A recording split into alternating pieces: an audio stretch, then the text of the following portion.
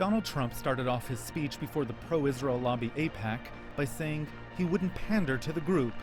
The Republican frontrunner then spent the next 25 minutes doing just that. I'm a newcomer to politics, but not to backing the Jewish state. When I become president, the days of treating Israel like a second-class citizen will end on day one. Admittedly, Trump's remarks echoed those before and after him, but he arguably had more convincing to do. This after recent comments that he would take a, quote, neutral position in peace negotiations with the Palestinians caused concern among many Jewish American voters. His speech before the 20,000-strong AIPAC crowd was in sharp contrast to his address before a Republican Jewish gathering in December.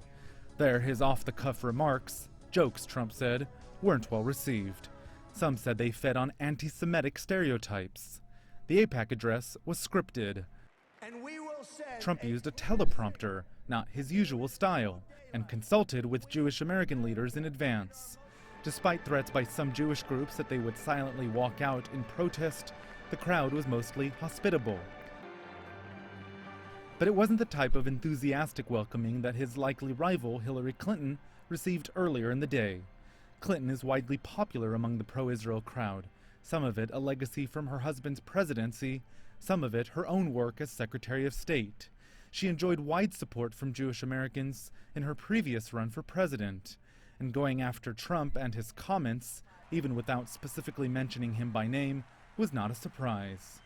We need steady hands, not a president who says he's neutral on Monday, pro-Israel on Tuesday, and who knows what on Wednesday, because everything's negotiable. Well, my friends, Israel's security is non-negotiable. All of the candidates also talked about Iran and the recent deal made by world powers, including the Obama administration. Trump said he would scrap it on day one. Clinton suggested she would be tougher on Tehran than Obama. She said she supports the deal, but that Iran is not to be trusted. Notably missing on Monday, Bernie Sanders. The only Jewish presidential candidate did not address the group. His team says he asked to speak via satellite, but was refused. But the Israeli Prime Minister Benjamin Netanyahu will speak via satellite on Tuesday. Netanyahu canceled his trip to Washington, his office says, after the White House was unaccommodating in arranging a meeting between him and U.S. President Barack Obama.